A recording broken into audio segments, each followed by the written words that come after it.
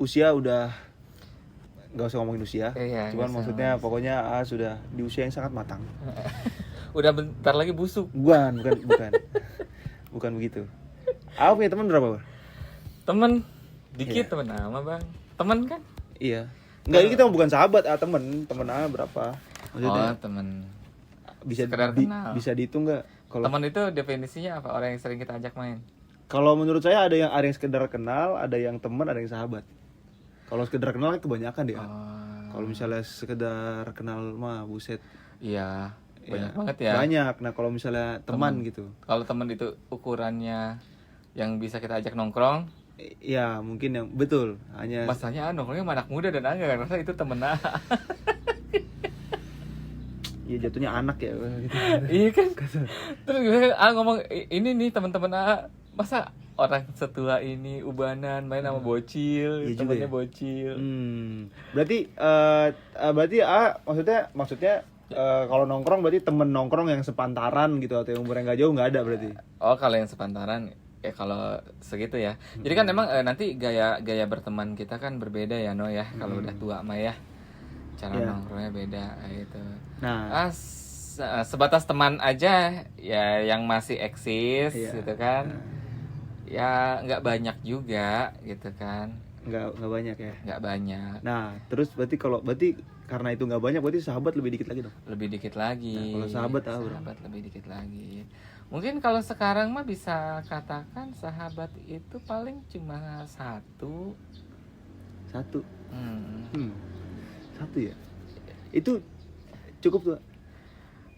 Ya emang mau diapain gitu. Iya sih, kan nggak dimakan juga ya. Iya. Iya. Oh, itu apa namanya? Tuh ada temen yang tidak banyak itu, terus sahabat satu gitu. Nah itu apa namanya? Milihkah atau maksudnya ya let it flow aja gitu ya, dia yang deket aja sama gue gitu, atau maksudnya itu tadi apa mungkin milih gitu, kayak punya kriterianya gitu atau gimana gitu. Disebut milih-milih mungkin ada benernya juga, tapi disebut let it flow itu pun terjadi gitu kan. Maksudnya kalau dulu kan waktu kita masih muda, masih kuliah, kita kayak bener-bener teman ini sahabat tuh banyak, teman nongkrong banyak gitu kan. Terus pas awal juga masih sama mereka masih intens lah ya, tapi kan oke, definisi sahabat versi dulu untuk mereka masih kita gunakan, tetapi kan udah nggak intens sekarang mah gitu ya. Nanya juga pertanyaan basa-basi, terus misalnya karena pada jauh-jauh rumahnya, kerjanya, misalnya tetap masih kontakan sama mereka itu. Tapi kalau kita sebut sebagai inner circle saat ini ya kan udah bukan. Kayak gitu kan. Ya kayak ada yang di Bandung, ada yang di Subang gitu kan. Ada yang di Jakarta gitu ya. Jauh-jauh banget dah gitu ya. Kayak gitu. Itu kan bukan berarti kemudian memilih-milih kan ya, orang nggak bisa milih juga. Situasi kayak gitu mah ya. Jadi akhirnya membuka diri untuk membuat persahabatan baru. Cuma di usia seperti ini membangun persahabatan baru beda gitu kan, karena di usia seperti ini kan orang-orang udah punya banyak sekali kepentingan ya. Kepentingan sosial, kayak mereka kadang-kadang ngedeketin orang lain cuma pengen dapat status sosial, jabatan dan sebagainya. Terus juga finansial, ekonomi gitu ya. Kayak gitu kan. Jadi udah banyak kepentingan kan. Nah, dalam situasi kayak gitu kan otomatis menyaring sahabat tuh kan jauh lebih sulit dibandingkan dulu ketika masih muda kan. Iya sih. Makanya buat sekarang sebenarnya tidak menutup diri, cuma memang pada akhirnya kita pun jadi ngelihat yang mana orang yang benar-benar bisa kita jadikan sahabat dan yang enggak, kayak gitu. Kan ya kalau akrab temenan sampai dulu gitu kan ada masih, terus ketika ketemu juga kita masih lekat, masih akrab, cuma enggak yang intens jadi suka nongkrong seminggu sekali ngobrol gitu kan. Kalau yang seperti itu ya palingan ya itu tadi gitu yang nggak bilang gitu kan, cuma satu. Terus satu sisi kan orangnya cukup introvert ya gitu. Tapi apa karena di usia saya ini anak-anaknya banyak yang cepat tua kali apa gimana ya, jadi cara mereka untuk berteman itu udah mulai seperti itu gitu loh. Jadi apa ya maksudnya udah banyak kepentingan gitu loh. Kan enggak, usia antum kan sudah beranjak ke arah situ. Iya, oh. Iya. Jadi maksudnya itu sebuah kewajaran ya maksudnya. Jadi kan memang kita makin tua, cara kita bukan makin tua ya, kayak kesannya gimana? Makin Iya, dewasa ya. Bukan sih, iya. Makin tumbuh, Makin bertumbuh ya. bertumbuh lebih baik, upgrade diri. Upgrade diri. Iya. Channel tetangga. Channel tetangga kita, logo warna biru. Iya. Iya. Coba di subscribe. Iya, selain subscribe ini subscribe yang sono juga lah. Iya. Tapi yang ini dulu. Ini utama. Nah, iya. emang seperti itu semakin kita dewasa, circle life kita juga akan semakin menyempit. Itu mah udah fitrahnya begitu kok. Gitu. Nah, di tema kita sekarang itu kan sebenarnya lebih ke berapa banyak sih teman kita, berapa banyak kontak kita yang ada di telepon yang kemudian benar-benar loyal sama kita, dan juga yang mereka itu beneran ada, terutama ya ketika nanti di akhirat tuh, apakah mereka bisa dapat syafaat apa enggak gitu ya, apa memberikan kita syafaat apa enggak, atau justru malah menjerumuskan kita pada hal yang buruk gitu. Betul. Iya. Lebih ke faktor itu. Oke. Gitu kan ya. Kayak misalkan dulu kan ketika bikin pengajian nih sesuatu yang menurut A, karena A sudah ada di posisi itu, menurut A kayak biasa aja gitu kan. Maksudnya kayak mudah menjelaskannya. Tetapi ketika itu ngasih tahu ke anak-anak, ke anak muda gitu, mereka cukup tertegun ketika kita tanya, dari nomor kontak kita itu kira-kira berapa orang yang nanti ketika kita meninggal mau nganterin kita ke kuburan, mau nyolatin kita, mau ngedoain kita gitu ya, yang benar-benar kehilangan kita misalnya. Yang benar-benar kehilangan kita gitu kan. Berarti yang benar-benar menganggap kita itu seseorang gitu ya. Nah gitu, itu penting loh. Karena kan hidup di dunia mah kan cuma sementara ya, gitu kan. Dari sekian banyak orang yang sering kita ajak nongkrong. Betul. Ya, seminggu berapa kali, sehari 3 kali. Sering ketemu, sering ya dalam tanda kutip julid bareng lah gitu. Teman julid bareng, nongkrong bareng. Iya. Tapi apakah mereka adalah orang yang bisa menolong kita, memberikan kita syafaat di yaumil akhir nanti kayak gitu ya. Itu penting. Betul. Karena ada orang yang suka ngebanggain, oh follower gue segini. Iya, betul. Temen di kontak gue segini. Tapi apakah followernya itu bisa gitu nolong? Temen gue di mana-mana, misalnya kayak di Jakarta, di Jaksel ada, gue kalau ke Jakarta Timur ada orang, Jakarta Pusat ada, Jakarta Barat ada gitu kan. Iya. Maksudnya ya kan banyak orang yang seperti itu ya. Maksudnya dia punya temen tuh di mana-mana gitu setiap. Eksis. Iya, jadi kayak kemana sebutnya nama ini tahu. Oh itu tahu gue gitu kan. Tapi fakta menarik loh, no. Apa tuh? Seringkali orang yang merasa dirinya punya banyak sahabat, sebenarnya dia tidak punya sahabat. Oh gitu ya. Jadi misalkan banyak orang kenal sama dia, dan dia pun merasa mengenal banyak orang, tapi dia tidak fokus dengan satu tempat gitu ya. Satu tempat yang mampu menampung hati dia gitu. Oh, karena maksudnya selama dia berpindah-pindah itu dia tidak menggunakan hatinya di sana.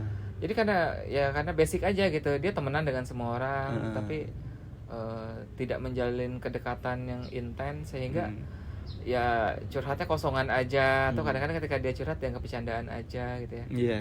Gitu. Makanya kita akan menemukan banyak orang ekstrovert ketika tua menjadi lebih introvert. Iya, malah lebih introvert daripada orang introvert. Betul. Sendiri. Orang introvert dari awal udah begitu, jadi dia kayak menemukan kedamaiannya aja gitu ya. Iya, udah terbiasa seperti itu, dan ya dia sudah membentuk circle dia sudah dari dulu gitu, karena terbiasa dengan hidup circle kecil gitu kan. Betul. Gitu. Iya. Nah, itu pengaruhnya apa tuh? Maksudnya ketika misalnya kita tidak, maksudnya ya itu tadi seperti orang-orang yang dia tidak punya circle tetap, dia tidak punya tempat di mana hatinya bernaung, atau itu tuh nanti ke depannya, maksudnya kan ya saya kan maksudnya di usia saya saat ini kan ya saya belum menginjak kepala 3 apalagi kepala 4 gitu kan. Jadi di usia di kepala 3 dan kepala 4 itu yang dirasakan itu nanti apa gitu. Kesepian dong pasti. Ya itu kan gini ya, kita tuh cowok terutama ya, itu kan suka tidak terlalu peduli dengan hubungan semacam itu ya.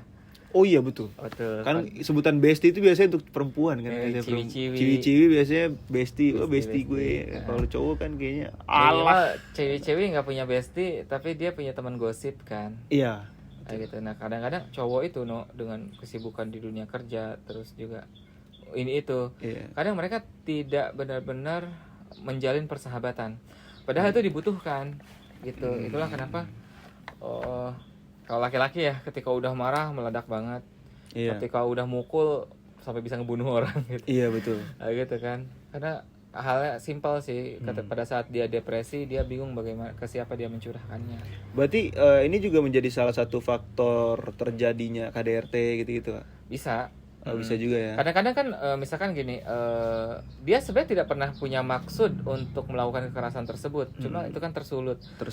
Karena ketika dia punya masalah, dia tidak pernah mencurhatkan masalahnya itu ke orang lain. Akhirnya hati dia itu penuh gitu dengan masalah-masalah terakumulasi gitu. Jadi ketika akhirnya dikeluarkan, energinya kebablasan. Iya betul. Kayak gitu ya. Iya itu betul. Seringkali orang-orang semacam ini dia tidak pernah bermaksud untuk benar-benar memukul kayak gitu kan ya. Tapi ketika sekalinya mukul kenceng gitu kan. Itu banyak terjadi demikian juga gitu kan. Nah, saya kadang-kadang cowok tuh suka sok kuat, sok bijak gitu ya, sok tangguh, padahal ada nilai basic di dalam diri yang sebenarnya dia butuh sahabat atau setidaknya minimal teman curhat lah ya. Kayak gitu. Dan banyak di antara kita yang nggak punya itu. Itulah kenapa laki-laki lebih gampang mati daripada cewek gitu kan. Iya, ada riset yang bilang kayak begitu tuh. Benar-benar. Iya. Tidak ada riwayat penyakit jantung tapi meninggal karena penyakit jantung. Iya, itu sering kayak gitu ya. Iya, betul. Karena ya tadi kadang-kadang karena ketika bebannya akhirnya udah terlalu over limit gitu kan. Iya, terus jantungnya berdegupnya. Jadi akhirnya terjadi anomali, mati juga gitu ya. Iya. Itu. Sementara orang-orang yang dia memiliki sahabat itu ya. Punya komunitas yang memang di situ mengakomodasi kebutuhan hatinya dia. Itu cenderung jauh lebih santai gitu. Masalahnya bisa jadi banyak gitu kan. Gitu. Tapi dia kayak udah ketemu aja gitu ya. Kan orang tuh curhat sebenarnya bukan nyari solusi kan? Bukan. Kan ya? Betul. Iya. Biasanya kalau misalnya curhat biasanya tuh ingin kasarannya membuang sampah. Tapi menerima sampah juga untuk jadi bahan bersyukur. Jadi ibarat kata nih saya buang sampah datang ke saya pilih plastiknya biar bisa saya jual. Dipilih. Iya, saya pilih botolnya segala macam harus bisa saya jual jadi uang gitu. Karena sebenarnya kan manusia itu makhluk yang sangat mampu beradaptasi ya, No ya. Sebenarnya dasarnya seperti itu. Berarti artinya semua orang mau introvert juga mereka sebenarnya bisa gitu. Sebenarnya bisa. Jadi misalnya kayak gini ya, antum punya masalah, curhat ke A. Aslinya sebenarnya nih, dan antum akan mengiyakan ucapan A nih. Bukan berarti antum tidak tahu solusinya dengan masalah-masalah antum. Yakin antum tahu solusinya. Betul. Cuma memang lagi butuh curhat aja. Betul. Berarti pencarian solusi dan butuh curhat itu berarti dua hal yang berbeda berarti ya. Iya, seringkali kayak gitu kok. Gitu ya. Misalkan mohon maaf ini Mah ya, ada orang senang mabok gitu kan, datang ke ustadz. Bukan berarti dia nggak tahu kalau alkohol itu haram. Betul. Gitu kan. Dia tahu. Dan cuma lebih ke dia butuh afirmasi, dia butuh pengakuan, dia butuh dibangun, dia butuh dibersamai gitu kan ya, dia butuh curhat, dia butuh ada orang yang orang yang tepat gitu kan ya untuk mendukung dia gitu. Kayak gitu seringkali kita curhat tuh kayak gitu. Iya, tapi saya ngalamin sih ya, maksudnya ya teman saya juga gitu. Mudah-mudahan Allah melindungi beliau. Jadi memang seperti itu gitu. Kadang saya merasa ini orang datang ke saya selalu saya jadi kayak tempat pengakuan dosa. Saya bilang kok jadi kayak dibayar dong. Jadi kayak tempat ibadah. Gitu saya bilang lah kok gitu kata saya, cuman lumayan kalau pasti ngasih tarif mah Bang di situ. Iya, kalau saya kasih tarif kayaknya saya jadi sultan. Cuman ya disitulah tapi tetap gitu, maksudnya ya karena saya belajar sama AA juga, jadi saya juga tahu bagaimana caranya atau langkah-langkahnya untuk bisa membersamai orang seperti teman saya gitu. Maksudnya cara untuk ngobrol sama dia gitu, cara untuk menghadapinya gitu. Jadi ya seperti A bilang lah, maksudnya tidak mudah untuk mengeluarkan dalil gitu kan. Jadi kan ya saya main asal dalil sana sini. Cuman ya udah, maksudnya ya kebetulan memang teman saya ini memang dia juga sebelumnya bukan sebelumnya, mungkin masih belajar juga gitu loh. Sebenarnya dia ikut gitu pengajian gitu segala macam, cuman karena memang pernah ada di dunia yang seperti itu gitu kan, untuk kembalinya lagi juga saat ini terjadi gitu di dia.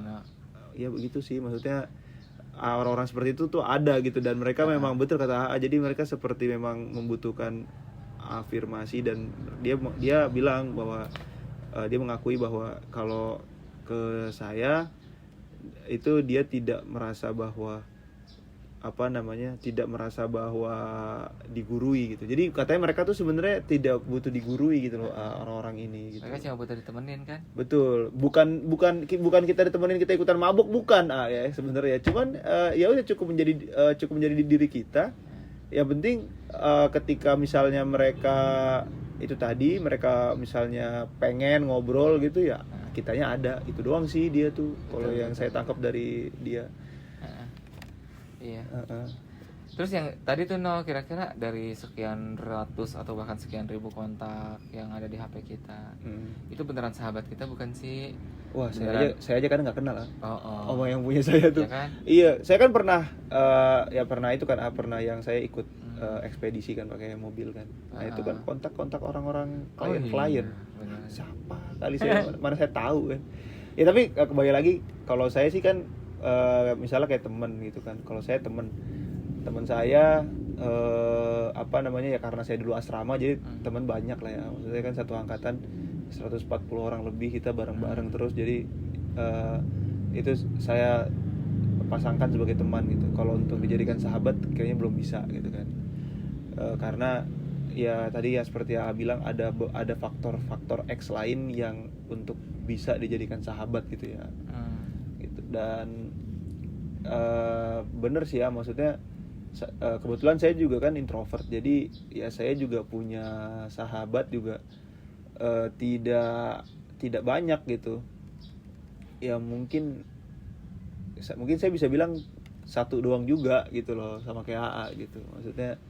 Dan ya maksudnya memang seperti itulah gitu. Tadinya mah saya berpikir ini juga maksudnya mungkin teman-teman juga mungkin punya pengalaman seperti saya juga, mungkin berpikir bahwa sahabatnya mungkin ada berapa, mungkin ada 5 gitu, mungkin ada 7 gitu kan.